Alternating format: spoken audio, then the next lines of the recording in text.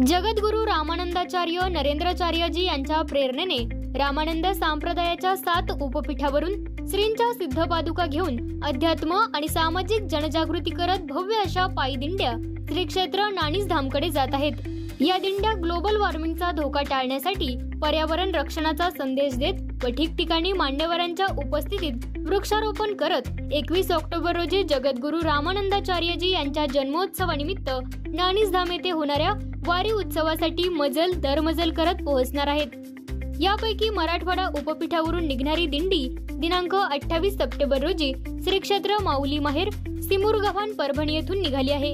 ही दिंडी दिनांक 4 ऑक्टोबर रोजी सोलापूर जिल्ह्यामध्ये प्रवेश करत आहे।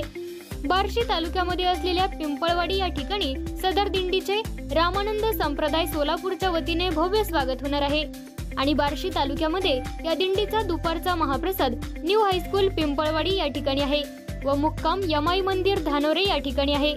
दिनांक 5 ऑक्टोबर रोजी दिंडी धानोरे येथून निघून बार्शी येथे शहरातून मार्गक्रमण करीत विश्व मंगल कार्यालय येथे दुपारच्या महाप्रसादासाठी पोहोचेल।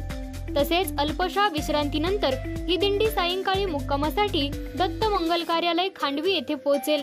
पुढे दिनांक 6 रोजी म्हाडा तालुक्यातून नाणीज धामच्या दिशेने मार्गस्थ होईल। सर्व भाविकांनी दिंडीमध्ये सामील होऊन दर्शनाचा आणि आरतीचा लाभ घ्यावा अशी विनंती रामानंद संप्रदाय जिल्हा सेवा समिती सोलापूरच्या वतीने करण्यात येत आहे। अशाच नवनवीन बातम्या पाहण्यासाठी लोकराज न्यूज 24 ला सबस्क्राइब करा। संपर्क मुख्य संपादिका राजश्री गवळी।